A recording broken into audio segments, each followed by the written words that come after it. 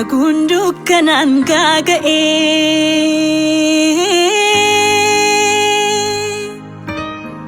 Abbadheen deema har'a situu dhadhaabbatana ta'e Teessoo ulfina dhadhacha koo Qolaa hiraaranarraa Kucha jireenya kooti ati abbaa dhugaadhaaf karraa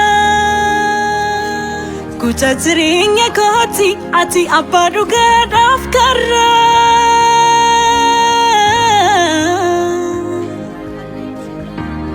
Sinina sona'e tole milkiin kan koo situu na badhaase wabii jireenya koo Sinina sona'e tole milkiin kan koo situu na badhaase wabii jireenya koo sababni ibsaan dhaamee tureef sagaleen asirratti sirrachaa jira waan ta'eef daqiiqaa muraasa eegaa sirricha Guyyaan gurraacha'e Ifati lakfatu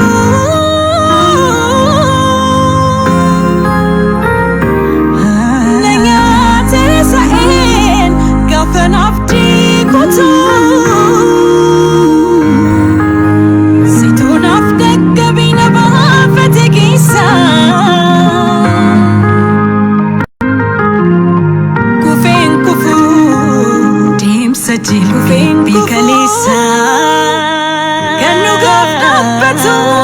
Dhugaadhaaf jiraatu dagundu kanan gaga'e Kufeen kufuu kan dhugaaf dhaabbatu dhugaadhaaf jiraatu dhaabatana ta'e Galatoo teessoo ulfina dhadhacha koo Galatoo Qolaa hiraaranarraa Kucha jireenya kooti ati abbaa dhugaadhaaf karraa Kucha jireenya kooti ati abbaa dhugaadhaaf Galatoo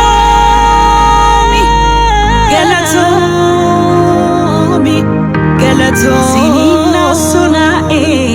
tole milkiin kan koo situu na badhaase wabii jireenya koo Sinina sona'e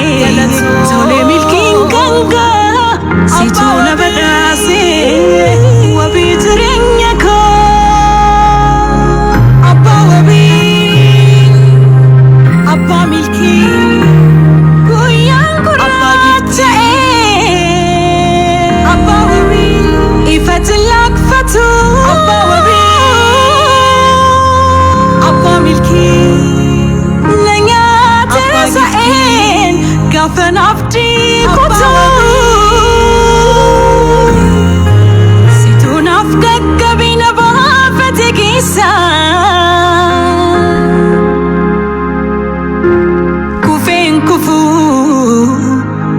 Kufeen kufuu kan dhugaaf dhaabbatu dhugaadhaaf jiraatu Kufeen kufuu Kufeen kufuu kan dhugaaf dhaabbatu dhugaadhaaf jiraatu Galatoomi Galatoomi Abbaa wabii teessoo ulfina dhadhacha koo Galatoomi Qolaa hiraaranarraa Abbaa milkii Kucha jireenya kooti ati abbaa dhugaadhaaf Galatoomi abbaa dhugaadhaaf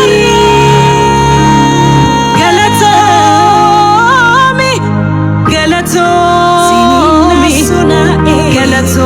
milkiin kan koo situu na badhaase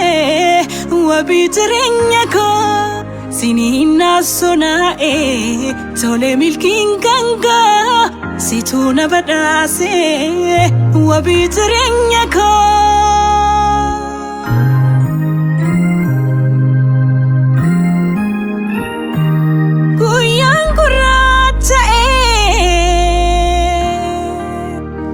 gatilak fatu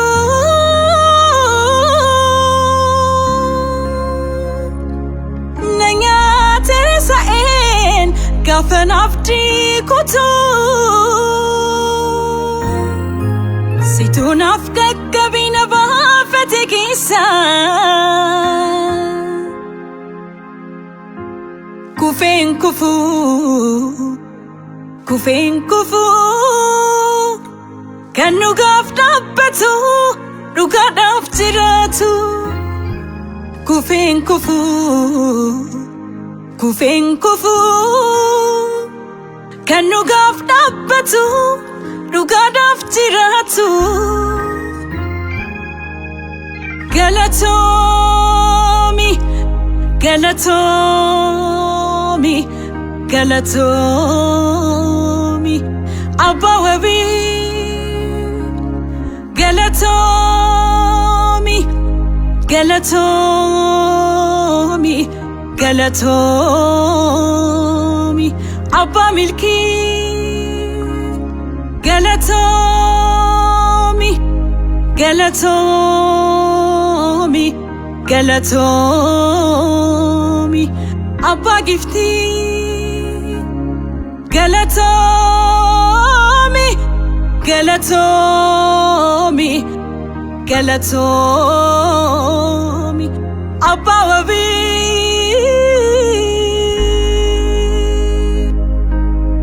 abba wabi abba milki abba gifti abba wabi abba wabi abba milki abba gifti abba wabi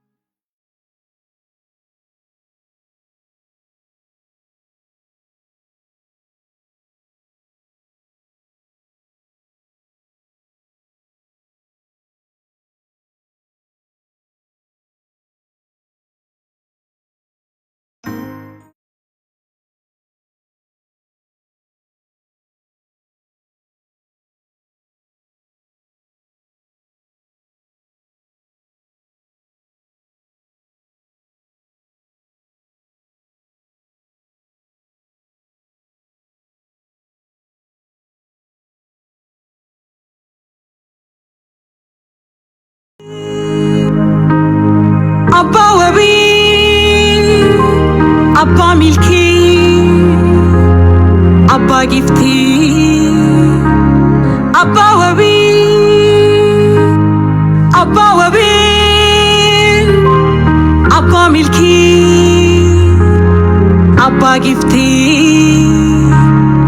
abba wabi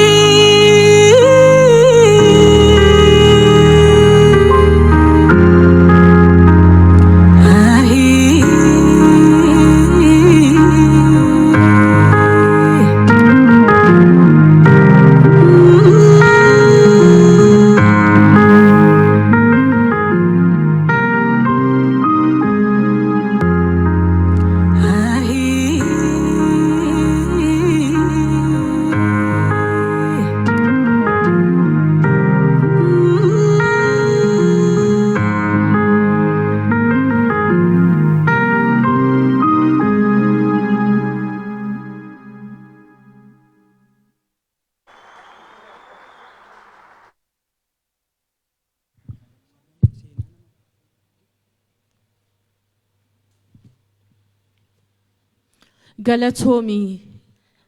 haadha wabiitiin mee yeroo tokko galatomi haa jennuun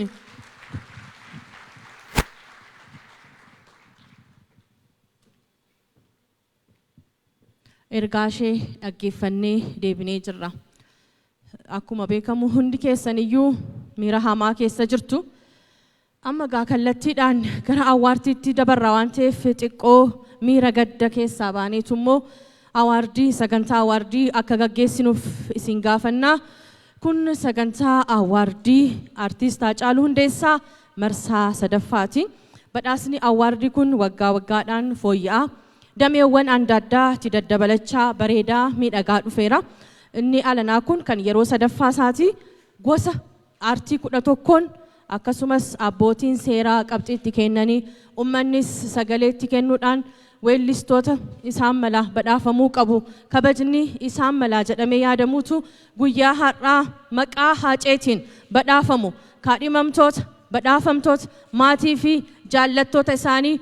saas baankeessaa tokkodha. Bara 1969 waltajjiin agarsiisa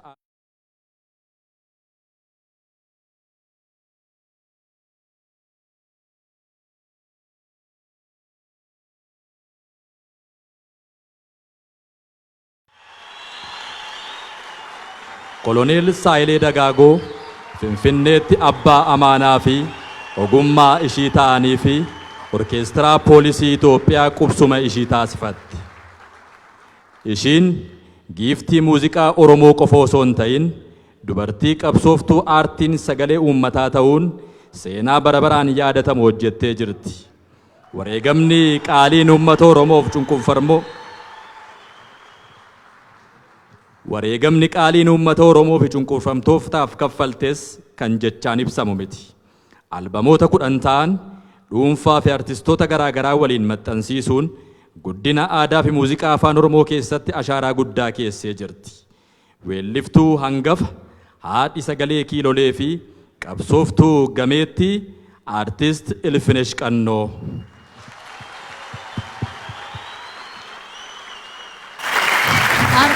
Ilfinesh Qannoo badhaasa umurii guutuu kan bara kanaati. Kabaja guddaan gara waltajjiitti affeerraa